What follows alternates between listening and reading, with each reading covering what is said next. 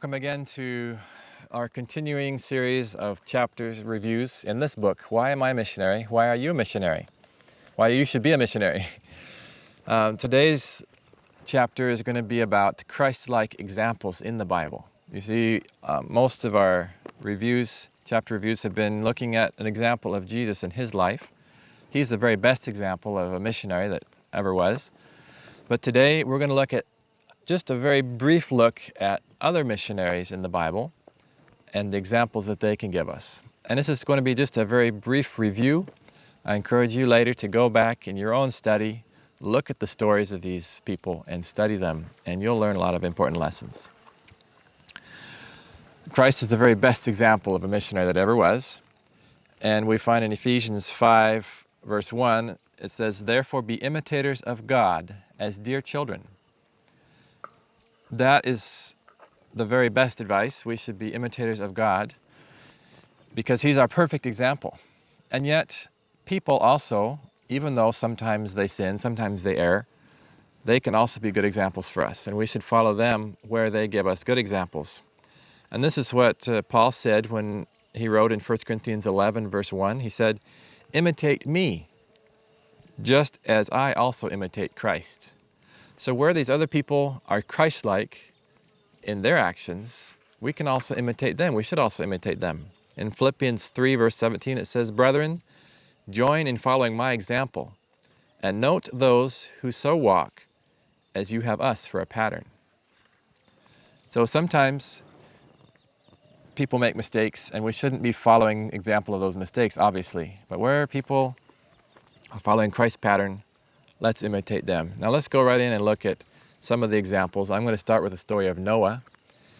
Noah preached for 120 years. God gave him a message, and he was to build an ark for the saving of all who would go into it, and he preached for 120 years. This was a difficult time for Noah. There was a lot of hard work to do. He preached a lot, and not very many people accepted what he was preaching. Not many people accepted the Lord's message. In fact, it was just him and his family. Think about how he may have felt discouraged, spending all this time, all this money, all this effort, and yet just him and his family were saved. But we thank the Lord that they were saved. But it's a good example for us to not become discouraged in our work. Noah was surrounded by those who were mocking him and making fun of him, but he persevered because God had given him a message. Even though it was not a popular message, he persevered and he gave the message faithfully. Abram is another example of faith in the lives of a missionary. God gave him the instructions to leave his home and to go. Now, he didn't say where to go, he just said to go to a land that I will show you.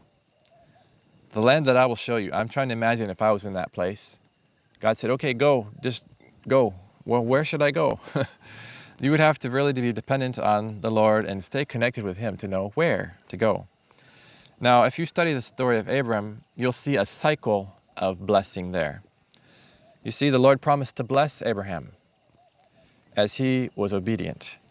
And then the Lord also promised that Abraham would be a blessing. So as the Lord blessed Abram, he would be a blessing to those around him. And as he was a blessing to those around him, God would bless him, and you see this cycle continues. That's the cycle of blessing that missionaries experience all the time. As they give, God also gives. And it's a cycle. God never runs out of blessings to give to His people. Another important lesson in Abraham's life was that God called him when he was 75 years old. That's old. I am only 30-something now, and 75, that's twice as old as I am. And yet, he got up and went. He didn't argue and say, Lord, I'm getting tired. I'd like to rest for a while. I already have my home. I'm comfortable with my family.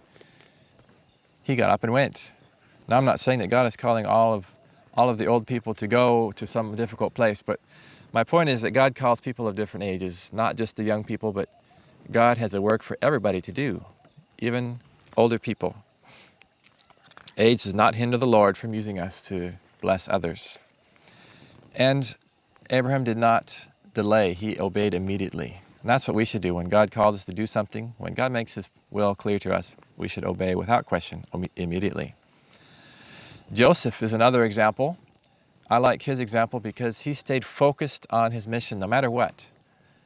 He was sold as a slave early in his life. I'm sure that was discouraging to him. That wasn't fair, that wasn't just, but he stayed faithful to God. He stayed true to God. He did not worship the idols of Egypt. He stayed faithful in his worship of God. No matter where he was a missionary. When he was sweeping the floor, doing the task that a servant would do, he was faithful to the Lord. Until God raised him up and gave him more responsibilities. Potiphar made him the manager of all the things in his house. Then all of a sudden he ended up back in prison. That wasn't fair. And yet even in prison, Joseph said, okay, if I'm in prison, I'm going to be faithful to the Lord. I'm going to continue my mission work wherever I am. So in prison, he continued his mission work to the prisoners there. And we know the story. Ultimately, God raised him up to be the leader of Egypt. So Joseph stayed focused on his mission. No matter what the circumstances, he was focused on his mission. Elisha is another example. I like to see his story. He was plowing the field one day, and Elijah came and said, come. And Elisha accepted. Even though he was planting his field, he could have said, well, I've already put effort into this field. Maybe I've already planted some seeds and whatever. Just let me wait till this year is done and I get my harvest out of the field, and I'll be sure to have something to eat, and then I'll come with you. But he didn't say that. You know, he could have stayed with his family, stayed where he was well established, but he was willing to sacrifice ease of life and put his faith in the Lord and go and work with Elijah. It would have been easier to stay at home, but he was willing to go to difficult situation, to be traveling all the time, to obey God's call. And God blessed him very much too. Joshua and Caleb were also, I call them the courageous missionaries. They were part of the 12 spies who went. 10 of the spies were not faithful to the Lord. But Joshua and Caleb, even though they saw that it was humanly impossible to conquer these great peoples with high walls and giants and strong fortifications, they put their trust in God. And even though the future seemed impossible to them, they were willing, and they were encouraging others to go forward, to listen to God's call, to go, move forward. We can do it with God's help. Others said, no, it's too much of a risk. If we go, we'll all die. We're like grasshoppers, they'll just squash us. But no, they put their faith in God. Even though it seemed likely that they would be defeated, with God giving instructions and staying in obedience to God, they had assurance of success, and they were encouraging others to obey God. I like the example of Timothy. He was a student missionary. He was young and he was energetic, and yet I appreciate certain qualities of him. For example, he was willing to be taught, and he was not proud-hearted. He knew the scriptures from his youth. He studied the scriptures very well. He was pure in speech. He was faithful. He was young, but he was responsible. And he was constantly seeking Paul's advice and instruction. He didn't just say, okay, I know what to do. I already have my degree. I'm going to go.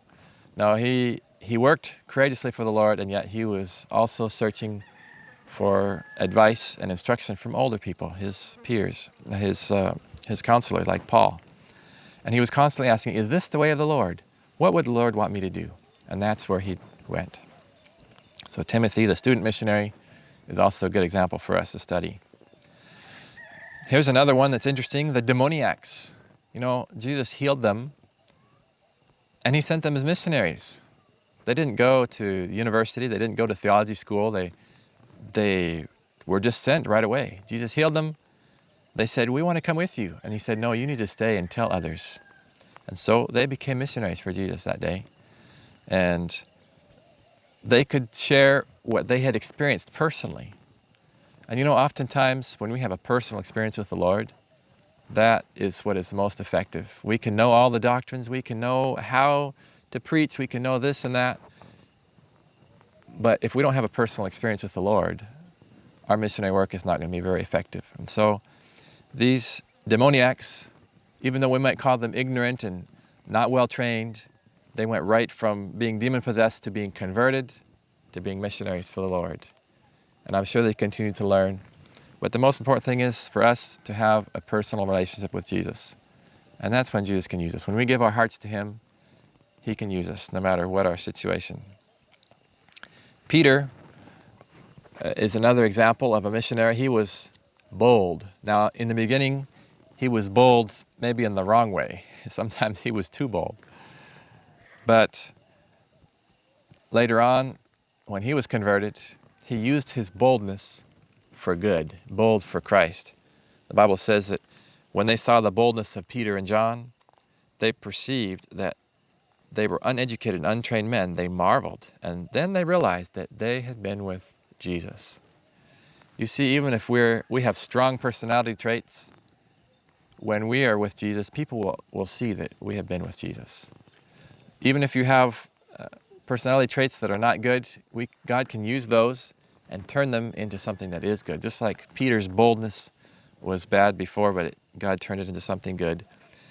And people realized that Peter had been with Jesus. John the Baptist, I call him the lonely missionary. You know, he eventually was exiled to an island, a remote island, the Isle of Patmos. And he was there. I'm sure it was very lonely at times. And yet he had Jesus for his friend. And so, yes, it was lonely, but at the same time, he wasn't lonely because he had learned to connect with his friend Jesus. And Jesus came and visited him. He gave him visions on that island, and that's where we get the book of Revelation from. God doesn't call everybody to live in the wilderness, but perhaps he calls some people to go to a place where we might call it a very lonely place, far from friends and family. But Jesus is there to help us. I want to close with one more example. We could go on, but I think you get the point. There's a lot of interesting stories in the Bible that we can learn from missionaries who give good examples. Our closing example is going to be Paul. I call him the selfless missionary. He definitely knew a life of self-denial. If you read about Paul, he really suffered immensely. He was imprisoned, he was beat, he had a lot of travels, he was in shipwrecks, he was bit by a snake, went through trials that we can't even imagine. He was cold, he was hungry, constantly suffering for God. And yet he was faithful. And one of the reasons he was faithful was because he was not self-focused. When we are self-focused, we tend to forget God's call. We say, well, I don't want to do that because that's too difficult. Or I don't want to suffer that. But Paul gives us the example of being strong in trials and enduring tribulations. I'm going to read a little bit from here, from a book entitled Sketches from the Life of Paul, page 284. It says, many, even of those who profess to believe the solemn truths for this time, feel but little moral responsibility. When they see that the path of duty is beset with perplexities and trials, they choose a way for themselves where there is less effort needed, where there are fewer risks to run, fewer dangers to meet. By selfishly shunning responsibilities, they increase the burdens of the faithful workers and at the same time separate themselves from God. You see, selfishness is a really serious problem in the life of a missionary, and we should try to get rid of that problem as soon as possible. Study the life of Paul and see how he was willing to run risks to meet danger, and at the same time, he got closer and closer to God. And when we're closer to God, we become even more effective missionaries. So often we fear the things that will actually bring us closer to the Lord and make us better missionaries.